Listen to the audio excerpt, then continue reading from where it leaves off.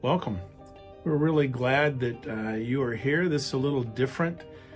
Today we're going to try to start the new year off in a little bit different way here online. I am so glad that you are here. I say that every week, and I want you to know that I really, really do mean that. And we are coming up on 4 years ago that we experienced maybe the biggest change in church life over the course of my lifetime, and that was when we had to shut down because of COVID. And here at North Point, we immediately pivoted. We had never done an online service at all. We had never really seen a need to do that, and so we just started doing that. And it has been such an honor to be able to prepare each week. I get my message done earlier than I ever did in my first 40 years or so of preaching, and it has been a wonderful discipline. It's been great to be able to talk it through with you online. And one of the things that we started doing right from the very beginning was a reflection of our heritage as a church. We come out of a theological heritage that values the Lord's Supper, deeply values it, and not just in words, but actually in practice. And if you were to live close here to North Point Christian Church, if you lived in our area and you attended here on Sunday mornings, one of the things that you would notice about us is that we take communion every single Sunday. It is as much a part of our worship experience here as singing or preaching or gathering together and having fellowship. It is just central to who we are. And part of it is that it is central to our theology, not just our practice, but our understanding of God's Word and our understanding of why it was that Jesus died on the cross, and then a celebration of his resurrection. And so, yeah, we participate in the Lord's Supper every week. And when we pivoted to online a number of years ago, we just started including the Lord's Supper as part of our online experience, and we've never quit doing that. And if you've been here any amount of time online, you know that I finish my message every week by taking bread and juice and tying it together with the message that I have just spoken. And I want to say this maybe in a new way to you, is that if you are here regularly online, I would love for you to participate in the Lord's Supper likewise. And so we'd like to encourage you, like right now, you can pause this message and go and get some juice and some bread from your house. If you don't have grape juice and unleavened bread at your house, I think it is entirely acceptable that you get some other kind of juice or beverage to bring, and some other kind of bread that you would have sitting with you as you listen to this message. And at the conclusion, it would be my honor to share in the Lord's Supper with you at the end of the message here just a little bit later, and every time we gather together to study the Word of God. I hope you do that. I think it may be as meaningful for you as it always is for me. So, have you noticed that Easter's been back in the news the past few weeks? It's here. Man, the big bunny has been all over television and billboards, and store sales again, and all the chocolate and decorated eggs and marshmallow peeps and all the different colors of Jelly Bellies. Whoa, I mean, what about all the Easter egg hunts? They're all over the place these days. The new outfits you get to buy, or one of those spiffy looking Walmart 3-piece suits for Junior, or the yearly family picture, all in matching colors after the big dinner with family and friends. Dude, I mean, it's Easter, right? And then there's the church world. In my world of church leadership, here's a little look behind the curtain. Easter Sunday. This is supposed to be our biggest day. It's the Super Bowl of the church world. Easter is always anticipated to be the biggest crowd, the day with the greatest potentials for your church to get bigger, certainly to have one of the biggest offerings of the year. Frankly, it's where most church budgets hope to hit the jackpot.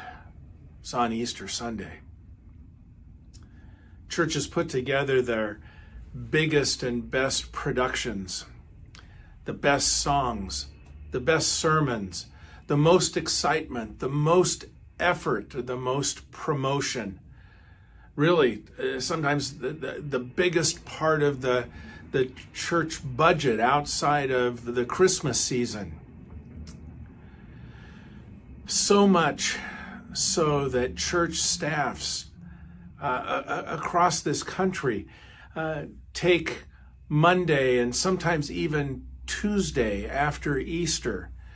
They take those days off just to recuperate from the sheer exhaustion from the work that has gone into pulling off the Easter Sunday extravaganza.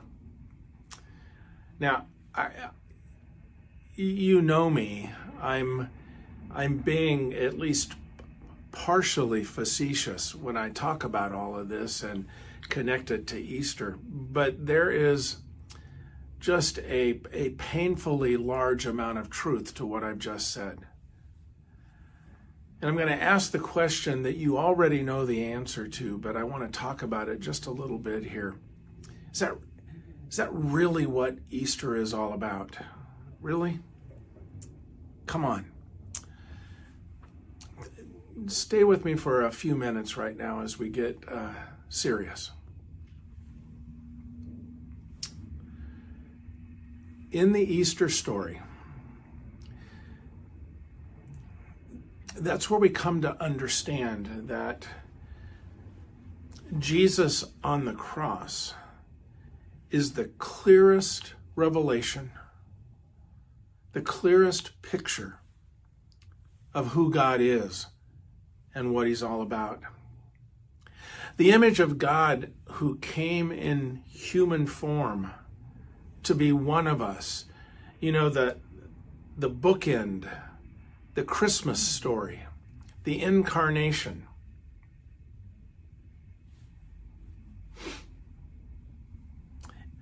The one who came to be one of us is the same one who gave his life on the cross in total and complete solidarity with human suffering. The one thing that all of us share in common. We don't get out of life without it. And when we look at the cross, we know we are not alone. He understands. The cross is why we know that he knows what we are going through. And it's through his death on the cross that the prince of this world, the evil one, is defeated, and death itself will ultimately be conquered. That's what we see.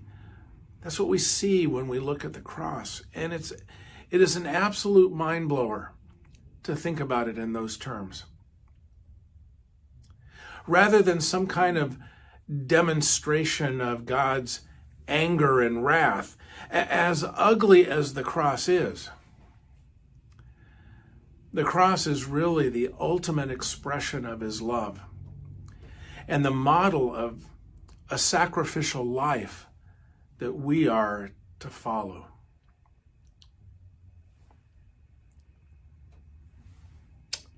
So it's Easter Sunday. What difference does the resurrection make? You see, the resurrection of Jesus from the dead is the centerpiece of historic Christian faith.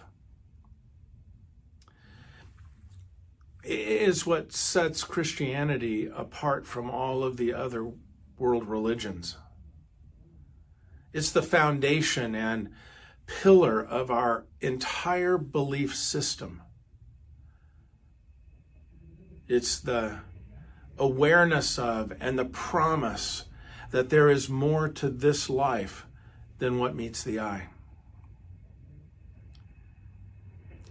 Without the resurrection, our faith is pointless. Our faith becomes nothing more than mere religion, nothing more than feel-good, wishful thinking. The Apostle Paul, when he writes the first letter to the Corinthian church, he writes these words that they're both uncomfortable and inspiring at the same time. It's in chapter 15, verse 14. And if Christ has not been raised, our preaching is useless, and so is your faith. Let me read that again. And if Christ has not been raised, our preaching is useless, and so is your faith. What an indictment. What an indictment on preaching. What an indictment on personal faith. It all hinges on the trustworthiness of the resurrection. But did it really happen? Are we sure it wasn't just a hoax? It's been the question throughout history. The answer? The disciples and about 500 others gave eyewitness accounts of seeing Jesus risen from the tomb. Why do I believe they were telling the truth?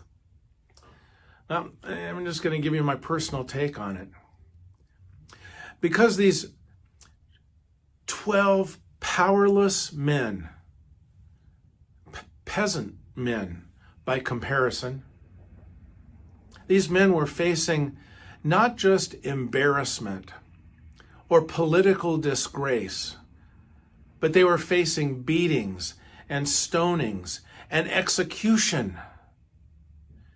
Every single one of the disciples insisted to their dying breaths that they had physically seen Jesus bodily raised from the dead.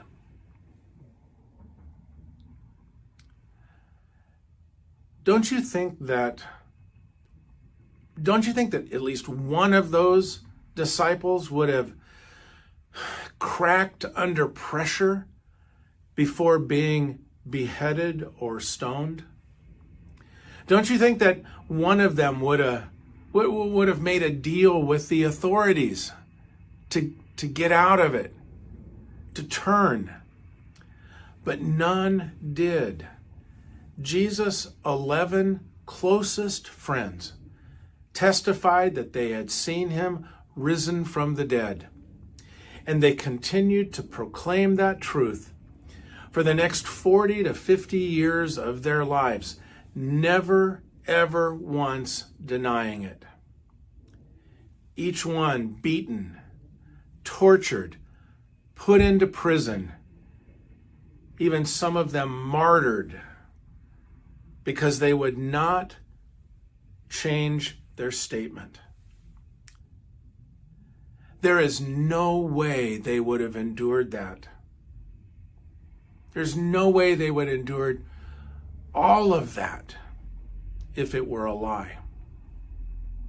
You see, people will give their lives for something they believe to be true.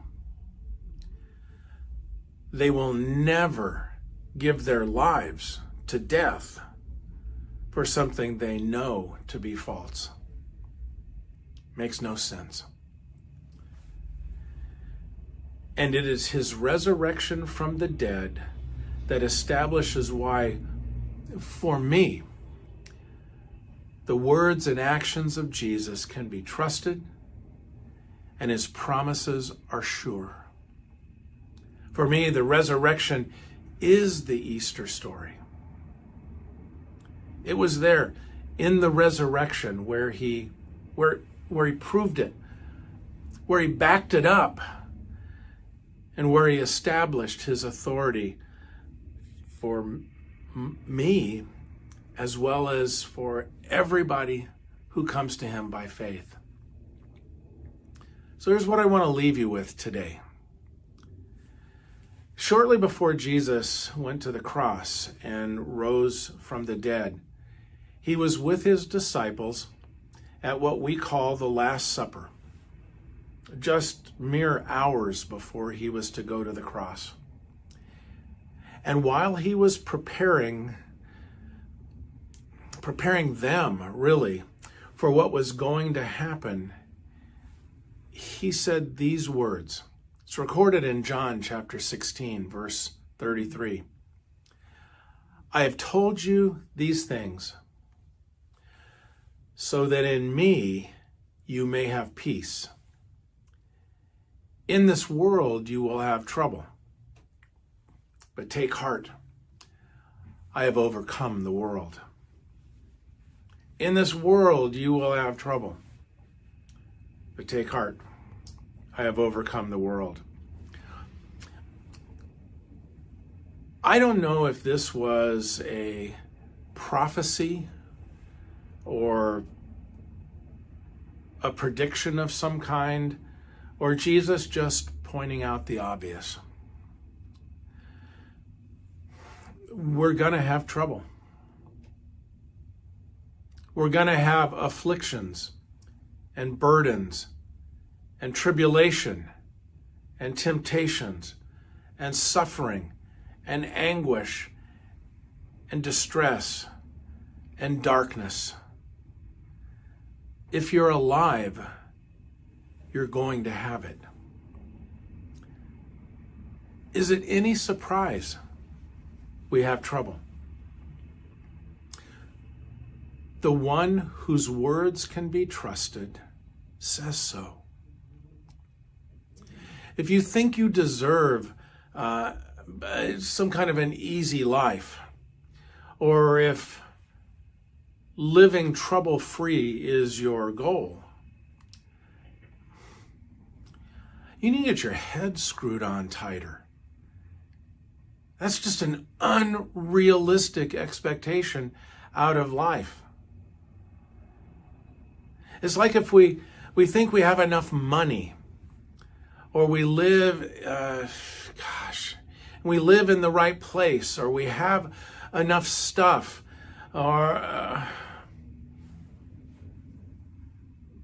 this or that, or whatever. We think that we can control the amount of trouble or pain that comes our way. I gotta tell you, living pain-free is not our birthright. But here is the good news. Here is the Easter news.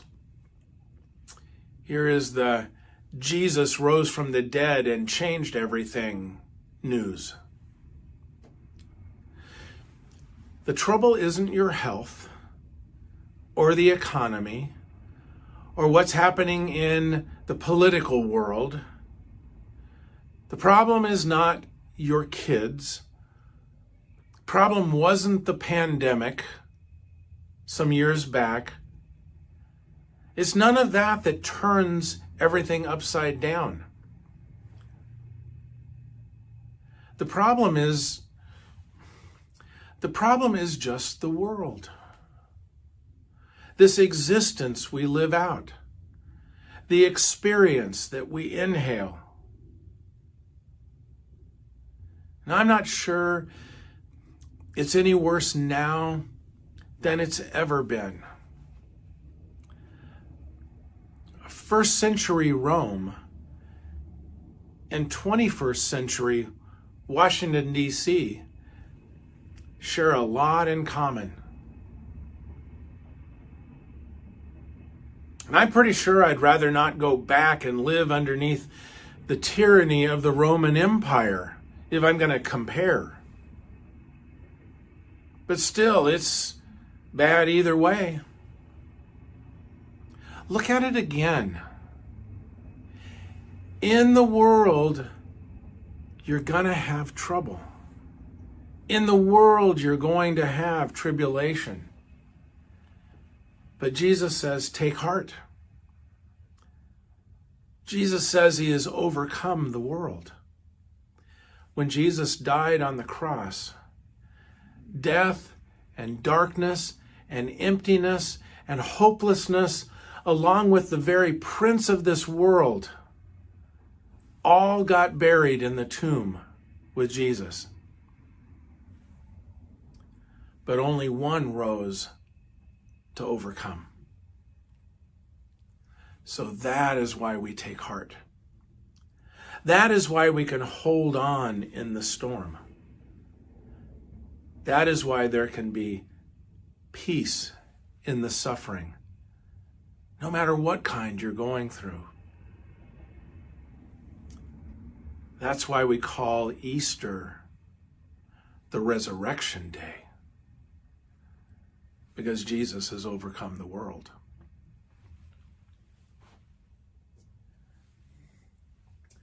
You know, it's interesting. Somewhere along the line, we adopted this idea that there was going to be one day out of the calendar year that we remembered the resurrection of Jesus. So we put all of our proverbial eggs into the basket, all of our money in the program, all of our energy towards making this day above and beyond extra special. And we got it all wrong. You see, Jesus, on the night before he went to the cross, when he said, "Peace I leave with you," you know, that moment, he also said, "Do this in remembrance of me." Remember my body. Remember my blood that was shed on your behalf. And remember that because I'm going to come alive from the dead, my promise is I will return. Don't ever forget that. You see, for the followers of Jesus, every day is Easter Day. Every day is Resurrection Day. And that's what we remember.